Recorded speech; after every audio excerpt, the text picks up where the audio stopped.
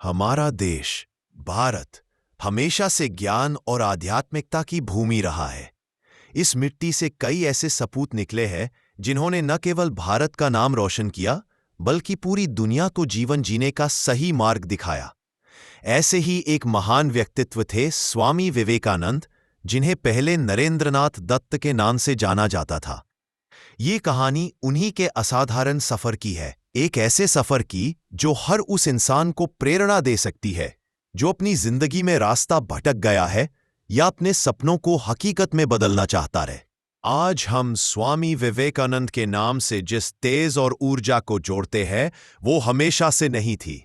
नरेंद्रनाथ एक साधारण युवा थे, लेकिन उनके अंदर सत्य को जानने की एक अदम्य प्यास थी। वो हर बात को तर्क की कसौटी पर कसते थे। उनके मन में हमेशा एक सवाल गूंजता था, क्या आपने ईश्वर को देखा है? वो कई संतों गुरुओं के पास गए, लेकिन कहीं भी उन्हें अपने सवाल का संतोषजनक जवाब नहीं मिला।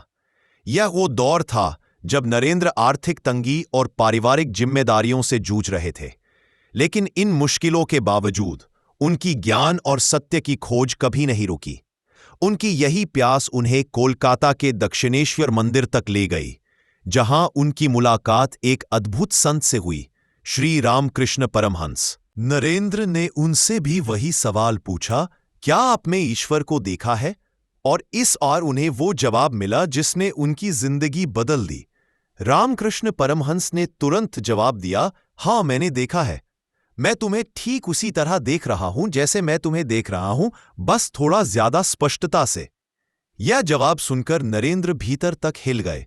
उन्हें पहली बार ऐसा लगा कि जिस सत्य को वो खोज रहे थे वो उनके सामने खड़ा है। रामकृष्ण परमहंस ने नरेंद्र के भीतर छिपी उस अद्भुत क्षमता को पहचान लिया था। उन्होंने नरेंद्र को सिर्फ आध्यात्मिक ज्ञान ही नहीं दिया, बल्कि उन्हें जीवन के हर पहलू को देखने का एक नया दृष्टिकोण दिया। गुरु के मार्गदर्शन में नरेंद्र ने अपने मन को एकाग्र करना सीखा, अपनी इंद्रियों पर नियंत्रण पाया और अपने भीतर की असीम शक्ति को जागृत किया।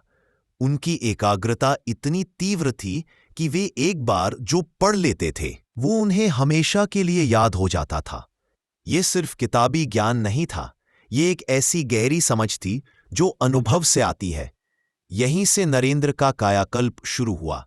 उन्होंने महसूस किया कि सच्चा ज्ञान सिर्फ किताबों में नहीं, बल्कि स्वयं को जानने और दूसरों की सेवा करने में है।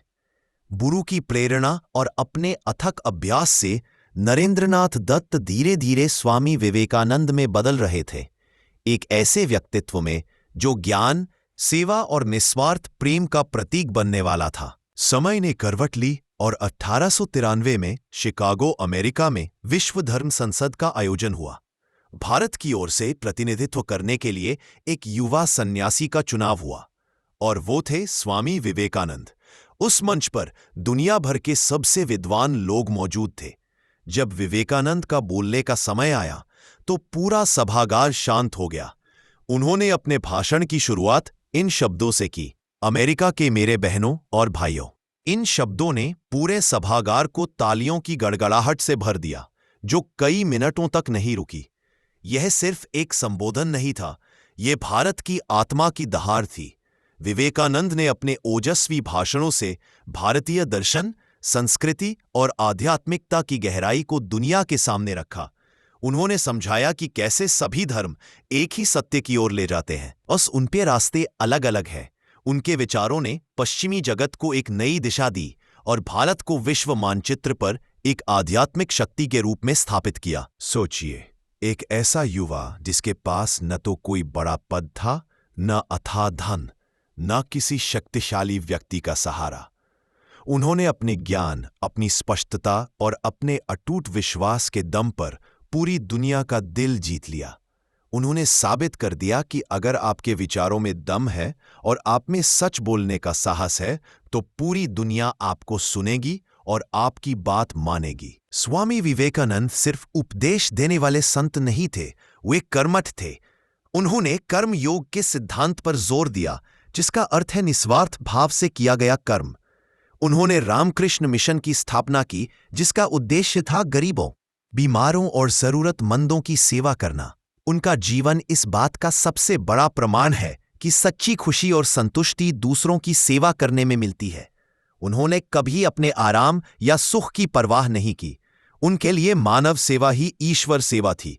उनका यही निस्वार्थ भाव और समाज के प्रति समर्पण उन्हें लाखों लोगों के दिलों में हमेशा के लिए अमर कर गया। स्वामी विवेकानंद ने हमें सिर्फ धर्म या आध्यात्मिकता नहीं सिखाई, उन्होंने हमें जीवन जीने का एक तरीका सिखाया। उन्होंने सिखाया कि हर इंसान के भीतर असीम शक्ति छिपी हुई है, बस उसे पहचानने और जगाने की जरूरत है। उनका प्रसिद्ध आह्वान, उठो, जागो और तब तक मत रुको जब तक लक्ष्य प्राप्त न हो जाए, आज भी लाखों युवाओं को प्रेरित करता है। उनकी कहानी हमें सिखाती है कि चाहे कितनी भी चुनौतियां हो, कितनी भी बाधाएं आए, जाने अगर आप में सत्य के प्रति प्यास, अदम्य जिज्ञासा, कड़ी मेहनत करने का जज्बा, अटूट आत्मविश्वास और दूसरों की सेवा करने का भाव है तो कोई भी सपना असंभव नहीं है। स्वामी विवेकानंद ने साबित किया कि एक अकेला इंसान भी अपनी सोच और अपने कर्मों से पूरी दुनिया को बदल सकता है। अब ये आपकी बारी है। अपने अंदर की उस ज्वाला को पहचानो, अपनी शक्तियों को जगाओ और दुनिया को दिखा दो कि आप क्या कर सकते हो। स्वामी विवेकानंद ने एक और बात कही थी, आप जो कुछ भी सोचते हैं आप वही बन जाते हैं। यदि आप खुद को कमजोर समझते हैं तो आप कमजोर होंगे। यदि आप खुद को मजबूत समझते हैं तो आप मजबूत होंगे।